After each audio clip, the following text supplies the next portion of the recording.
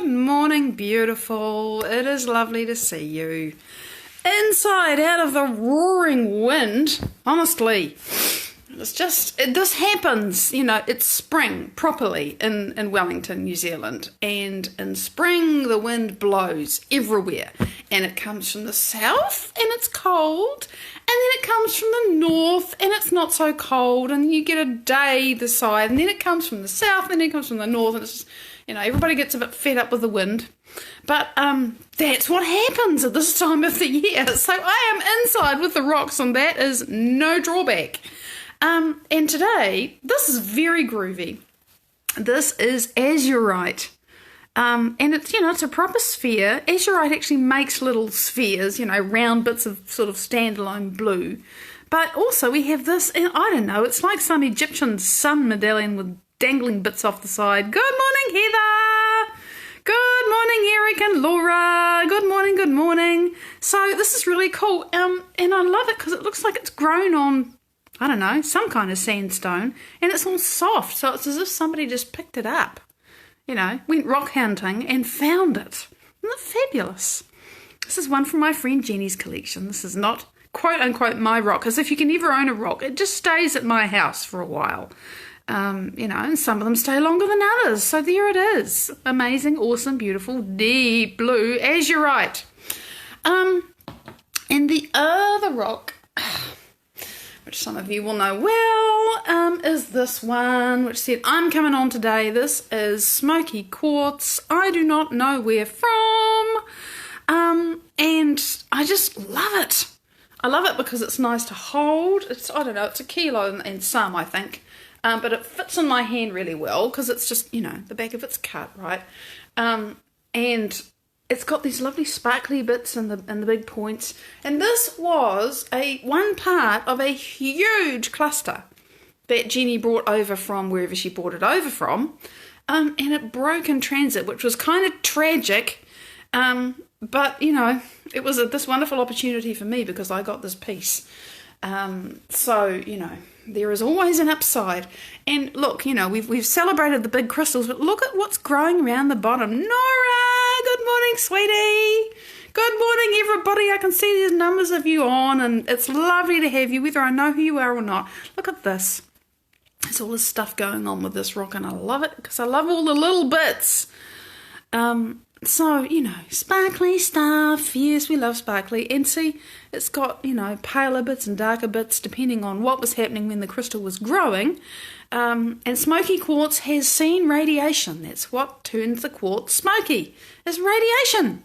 Takes the clear quartz and makes it smoky. And, I've got a piece up there where it's so smoky it's black, and they call it Morion quartz. I've got to put it somewhere. There we go. And yeah, it's fabulous. So, it's, the geology's awesome, and I'm no expert, but I enjoy sharing with you. So, yesterday we talked about not buying into things that feel bad because they're a lie. The belief that you're not good enough, that you can't do this, that no, you don't have any talent, you can't make a career doing what you love because you're not good enough. Fundamentally, you're not good enough, you're not clever enough, you don't have any talent, you don't have an ability, you're not a genius. Well, you freaking are, right? We talked about that yesterday. And in one of the comments that I had that you all beautifully made, and I love your comments, one of them I was replying to and saying, well, yeah, there's a caveat on that. Linda, good morning, Annie. There's a caveat on that because sometimes something will land in you and it is painful, but it's really true. And it's like, oh, God, I can't not know that. And it's painful when that kind of truth arrives. And I've had that experience, and it was painful because the person who was in this experience with me did not handle it very well. Hi, Linda! They were not kind. And I have a passion for kindness and gentleness and, because it's hard enough facing your own shit without somebody rubbing it in your face and making you feel really small and,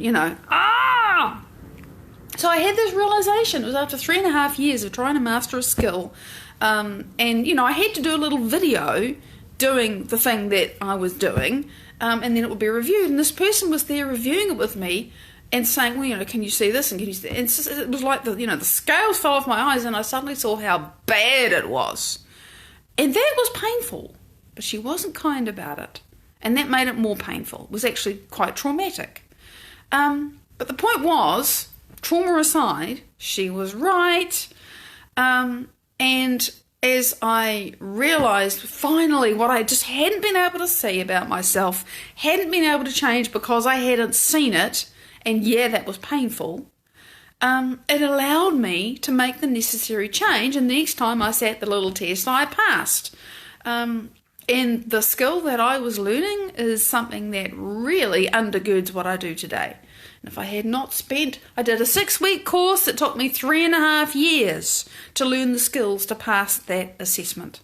Let me tell you, it was hard because I was so dysfunctional in my communication. And you probably think, what? Oh yeah. After that, everybody started wanting to tell me their life story because I knew how to empathise with people. Before that, I had no clue at all.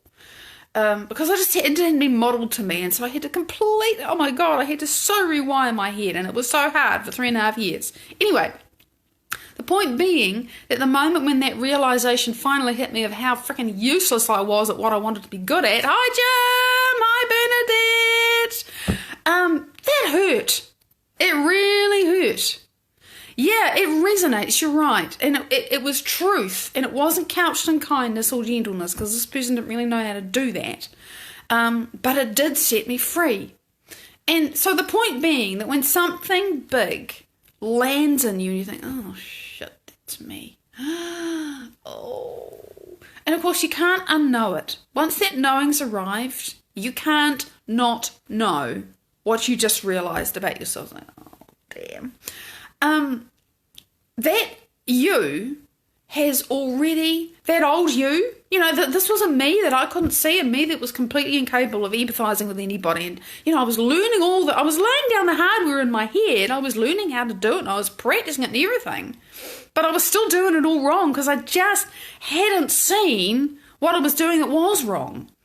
And when I finally saw what I was doing that was wrong, which was painful, Adrian, good morning, then I was in the space to make changes, right?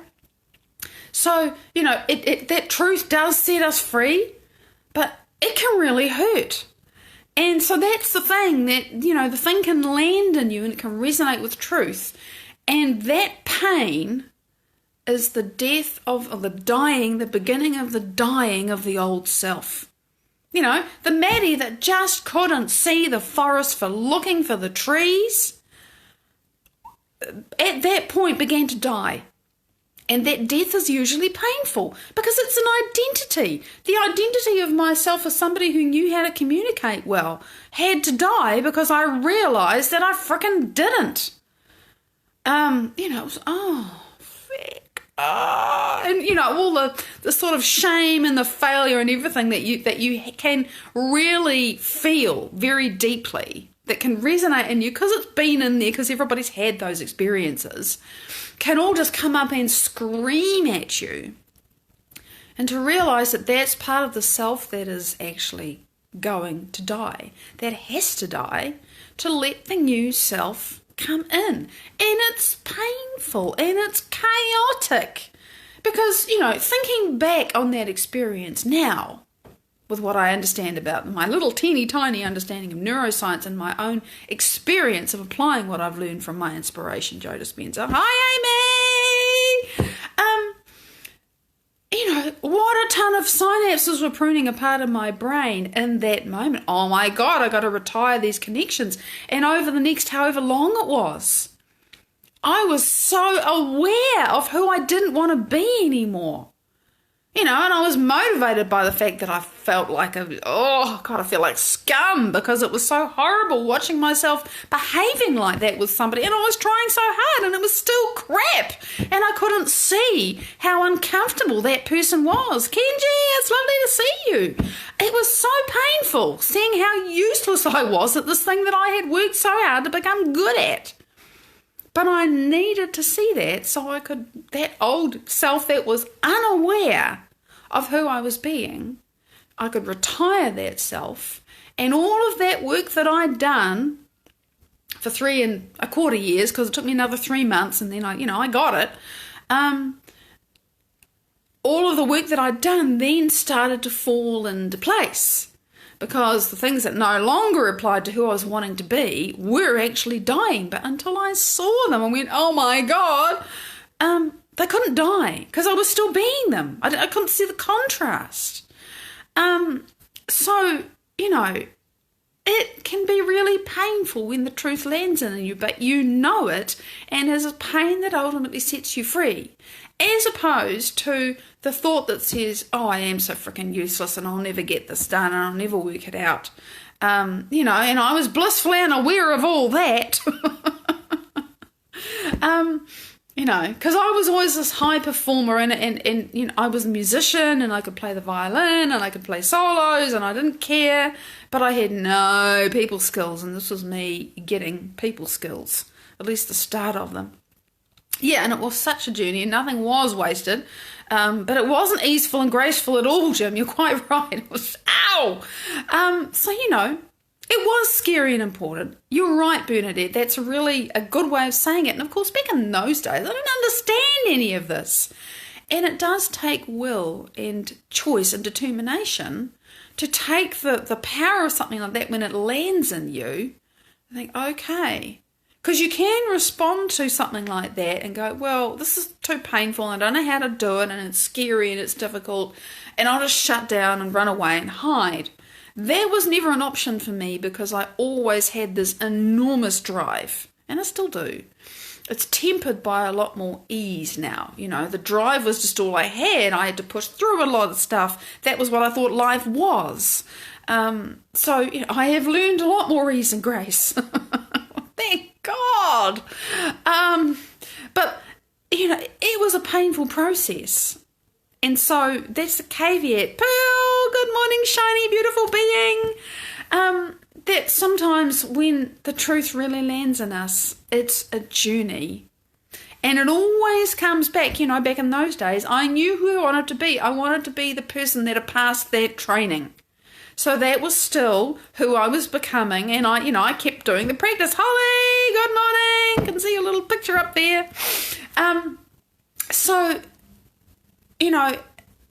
The change can be painful, and change is always chaotic.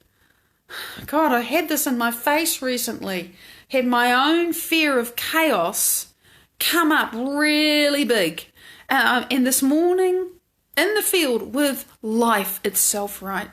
Remembering again, because I had this very clear intention that I was going to spend my time creating ease with the chaos of creation. And you know what came to me? Amongst many things. God, it's all in my energy, but the bits I can remember. One of the bits I can remember. It's life saying to me, I love, and this is translated because it comes as feelings, not words. Basically, life saying, I love to create order. You take the Big Bang. What happens after an explosion? Disorder, chaos. So how come we've got so much order here? This is Joe Dispenza's argument with the people who say there's no organising consciousness or force in the universe. How come we've got so much order? How did that happen if the Big Bang just created a bunch of chaos, right? This intelligent love that's giving us life and observing us into being, and who knows what is observing that into being, just to do your head in, it loves to create order. But if all you've got is order, how can you create order? Guess what? You need chaos to create order. So I should get easy with chaos then. I should get easy with the unknown. I should get easy with things I can't predict, things that are unfamiliar, things that signal something's changing here, but I don't know what the feck it is. Yeah, because it's allowing me, life, to express myself in the multitude of, infinite ways that each individual chooses what they want. I will endorse that, and I'll do it with so much joy because I know it's always going to continue to organise itself because I'm a self-organising intelligence and I'm every expression. That's you and me and everything. And so it's all going to continue to evolve, and the path that it takes to do it, all of it delights me. Oh, really? you know. No, my brain wasn't exploding. I was so deep that it was like, oh, right. There comes a point where your brain is slowed down so much you can't react to something like that. You just, okay, well, this is how it is. Fine. Really? All right. Meanwhile, my body is, throwing energy out, and there's, there's sensation. But my mind is just one with this awareness. Yeah, actually, all change is helpful, but we don't like it, huh? We don't like it when it's painful and when it's unfamiliar and we can't predict what's coming next. Well, how about something you just don't know, but it's awesome? And this is something that came to me in a conversation with some other people little while, a week ago or something, whenever it was. Everybody at the time of the Second World War unreservedly said, whichever side they were on, this is bad. We don't like this. This is not nice. Right? And it wasn't. It was horrible. Very unpleasant experience. Whoever you were, I don't think anybody had probably there were some people who had a happy time because they weren't desperately affected by the Second World War, which is now, 80 years ago? Long distance. History. It's past. It's all calmed down, I would not be sitting here without Adolf Hitler in the Second World War. Why? Because my father and his parents, Jewish lineage, lived in Vienna. You can work out the rest. They would never have come to New Zealand and my parents would never have met. Is it good? Is it bad? Do we know? 80 years, perspective and time, right? But remember, in the quantum, where life is, where the unified field is, where all of the infinite possibilities of all the things that we can be is in one moment, there is no time. There is no time at all. There is no time. So, the Second World War is still happening. The First World War is still happening, and everything that comes out of it, it's like when you're, I don't know, I can hear a few brains exploding here. When you're in that space, you can see the whole pattern of the dark and the light and the breaking and the fixing. It's all now. Robin, good morning. So, it's so... And I know that sounds very philosophical and perspective and everything else, and yeah, it is. It's another thing to actually experience that, to really feel that, to know it in a way that's like, yeah, I can talk about it, but it's not the same as knowing it in your soul and feeling it every cell of your body. Oh, yeah. Life requires chaos to create. Must mean we do. Must mean we do. Must mean that, and I'm aware of this limitless field, the infinity, that, because I practice connecting with it and surrendering into it and becoming it every day, right? I'm aware of this and I perceive it in my non-seeing, non-hearing, non-touching, non-tasting, non-anythinging way as chaos. I see it. It's like there's all these indescribable little twirls of fractal stuff in my feeling awareness. And that's the chaos of possibility. If everything's organised, there's no possibility. It's just all been created. And there's cycles and things have to break down for something new to come in.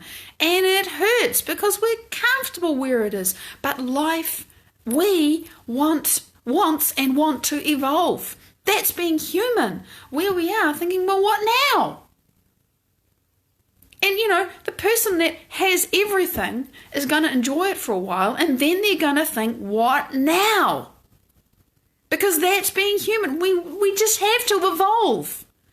If you take that person who has absolutely everything they ever wanted and you stop them from creating something else, they're going to get really depressed and frustrated and sad.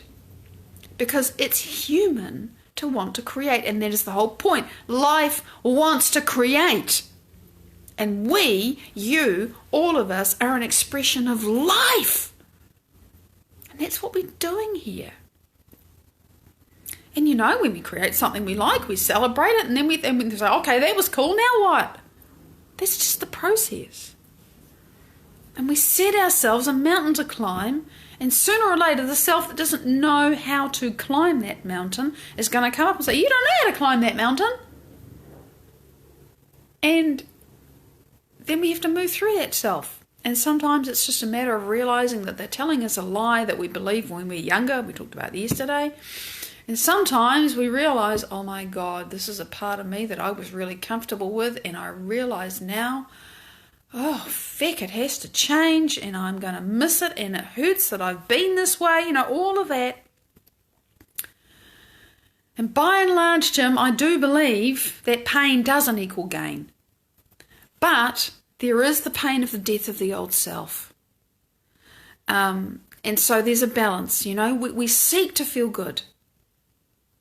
And most of the time, that's your guideline. Most of the time, that compass knows that what feels good is more order, it's more happy, it's more loving, right? But sometimes in the process of reaching that, we feel pain because of the self that has to die. So that's what I wanted to share with you today. And it's Tuesday, which means I'll be back in 3.5 years. 3.5 years. See my perception of time. Oh, that'd be funny. 3.5 hours. I will be back to share with you what our beautiful Sang Marie Gomez has been doing in the Gambia, where it has been raining for at least 2 weeks. Probably 3 now. Shafi! Oh, that's a question for tomorrow, Shafi. But we're not stuck in pain. We just think we are. We just decide that it's true, and then it is.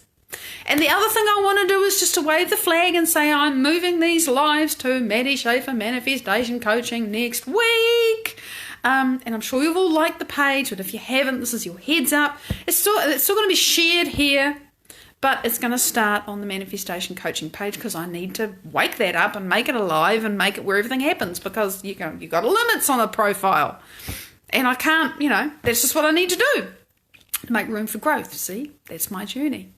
So I will look forward to seeing you in 3.5 hours if you're available and you want to know what our beautiful Sang Marie's doing. Otherwise, I'll see you tomorrow. Big love. Thank you for sharing chaos with me. Bye-bye.